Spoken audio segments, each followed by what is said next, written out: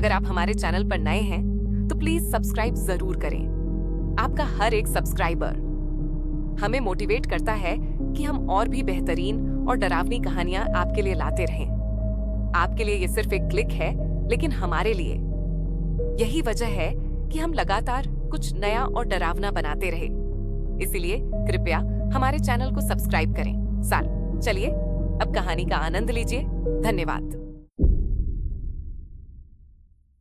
मैं एक छोटा सा कमरा लेकर शहर में अकेला रह रहा था। पढ़ाई के सिलसिले में शहर आया था।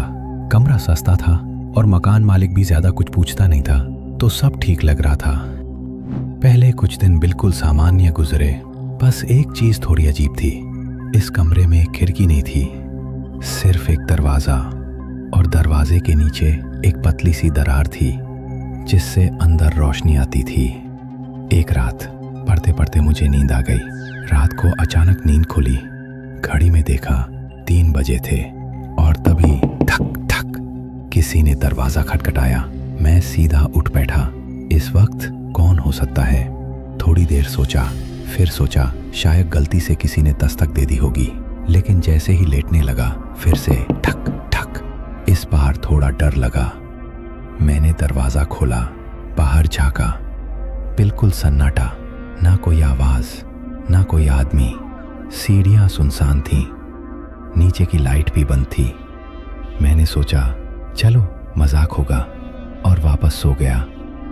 अगली रात फिर वही समय, 3 बजे, और फिर वही आवाज ठक ठक। इस बार मुझे गुस्सा आया। मैं तेजी से उठा, दरवाजा खोला, लेकिन कोई नहीं।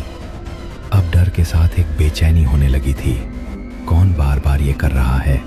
तीसरी रात मैंने मोबाइल कैमरा ऑन करके दरवाजे की तरफ मोड़ दिया। खुद बिस्तर पर लेटा रहा, लेकिन इस बार अलर्ट था।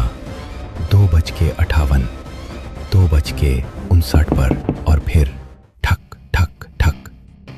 मैंने एक आंख से मोबाइल की स्क्रीन देखी और जो दिखा उसने मेरी सांसें रोक दी।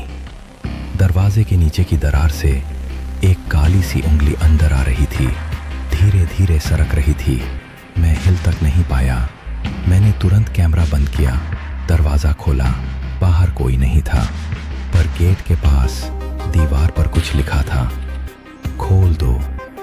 चौथी रात मैंने दरवाजे के नीचे कुछ भारी रख दिया, एक लकड़ी की पट्टी। लेकिन जैसे ही 3 बजे ठक ठक ठक, और फिर जमीन हिलने लगी। पट्टी हिल रही थी जैसे कोई जोर से धक्का दे रहा हो, और फिर उस दरार से धीरे से एक आवाज आई, मैं आ जाऊं। मैंने पूरे जोर से चिल्लाया, कौन है? पर कोई जवाब नहीं आया। मैंने तुरंत दरवाजा खोला। सन्नाटा, लेकिन नीचे जमीन पर अब सिर्फ एक चीज पड़ी थी, मेरे ही नाम की एक चिट्ठी, जिसमें लिखा था, तुमने खोलने में देर कर दी, अब मैं खुद आ जाऊंगा। उस रात के बाद मैंने वो कमरा छोड़ दिया, लेकिन एक बात आज भी पीछा नहीं छोड़ती। अब चाहे कहीं भी रहूं, रात के 3 बजते ही